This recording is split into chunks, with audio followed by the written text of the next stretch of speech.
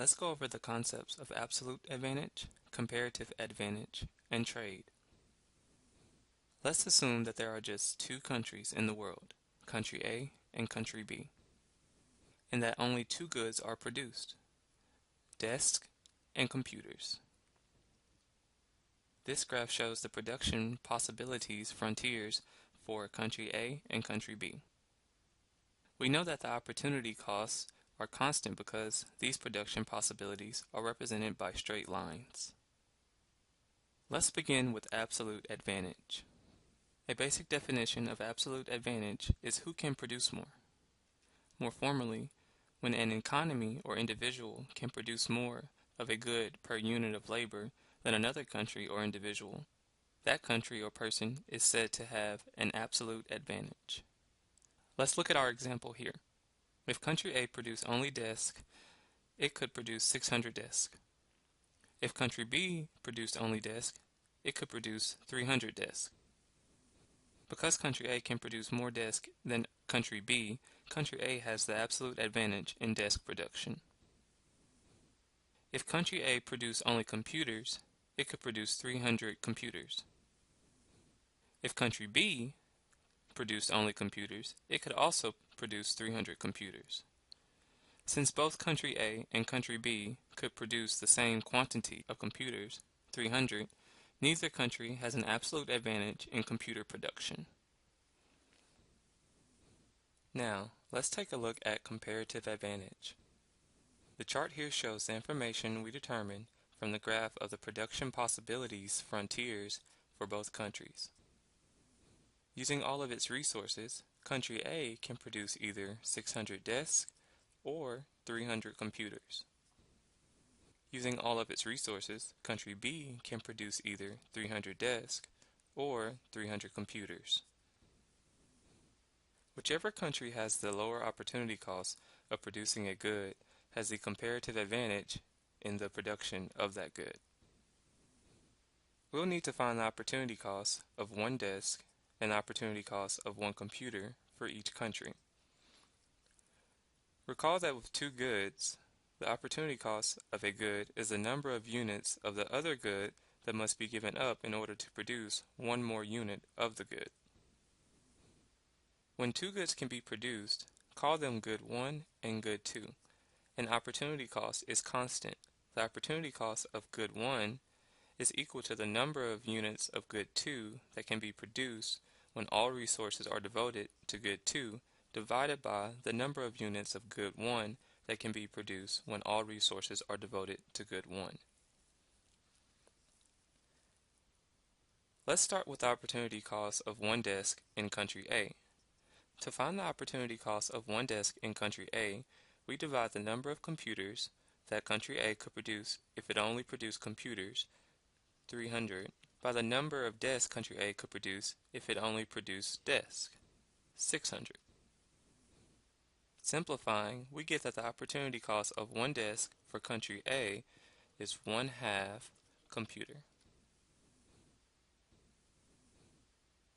This means that for each additional desk country A produces, it must give up production of 1/2 computer. Now, let's find the opportunity cost of a desk for country B. We divide the maximum number of computers country B could produce, 300, by the maximum number of desks country B could produce, 300. Simplifying, we find that the opportunity cost of one desk for country B is 1 computer. To find the opportunity cost of producing computers, we simply reverse the fraction. So for country A, we divide 600 desks by 300 computers, and we find that the opportunity cost of one computer is 2 desks. For country B, we divide 300 desks by 300 computers, and find that the opportunity cost of one computer is 1 desk. Now that we've found the opportunity cost for each good for each country, we can figure out which country has the comparative advantage in the production of each good. In this column, we see that the opportunity cost of one desk is 1/2 computer for country A and 1 computer for country B. Since country A has a lower opportunity cost, country A has the comparative advantage in producing disks. In this column, we see that the opportunity cost for one computer is 2 desks for country A and 1 desk for country B. Since country B has a lower opportunity cost, country B has the comparative advantage in producing computers. If two countries are to trade with each other, then both countries must benefit from the trade. Otherwise, the country that wouldn't benefit from the trade wouldn't have any incentive to trade. If two countries do trade, each country will specialize in producing the good for which they have the comparative advantage and export that good to the other country in exchange for the good in which they do not have the comparative advantage. In this case, since country A's opportunity cost of producing disks is lower than country B's, and since country B's opportunity cost of producing computers is lower than country A's, country A will specialize in producing disks. Country B will specialize in producing computers, and country A will trade disks to country B in exchange for computers. But how many desks does country A trade for each computer? The trade terms must be set so that the number of desks that country A trades to country B for each computer is less than country A's opportunity cost of a computer. If this condition were not satisfied, then instead of trading for computers, country A would be better off just producing the computers it wants itself, since in doing so, it would sacrifice fewer desks for each computer. In this case, for trade to be beneficial to country A needs to export fewer than 2 desks for each computer it imports from country B. Said another way, country A needs to import more than 1/2 computer for each desk it exports to country B. Similarly, the number of computers that country B trades to country A for each computer must be less than country B's opportunity cost of a desk.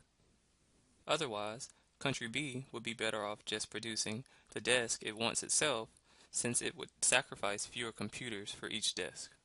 In this case, for trade to be beneficial to country B needs to export less than 1 computer for each desk it imports from country A. Said another way, country B needs to import more than 1 desk for each computer it exports to country B. Let's test whether trade would occur under some specific terms of trade. Say the terms of trade were 1.5 computers for 1 desk. Would country A be satisfied with these terms? Country A needs to import more than 1/2 computer for each desk it trades to country B, and it would be getting 1.5 computers under these terms, so country A would be satisfied. Would country B be satisfied with these terms? Country B needs to export less than 1 computer for each desk it imports, but country B would be exporting more than that, 1.5 computers for each desk it imports under these terms. Country B would be better off just producing the desk it wants itself, so country B would not be satisfied, and trade could not happen between these countries under these terms. How about if the terms of trade were 3/4 of a computer for 1 desk? Would country A be satisfied with these terms? Country A needs to import more than 1/2 computer for each desk it trades to country B, and it would be getting 3/4 of a computer under these terms, so country A would be satisfied. Would country B be satisfied with these terms?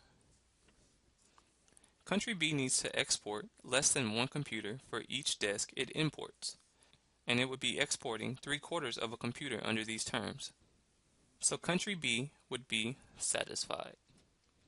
Since both countries would benefit, trade could occur between these countries with these terms. A rule to remember is that a trade will be beneficial if imports divided by exports is greater than the opportunity cost of what the country is exporting.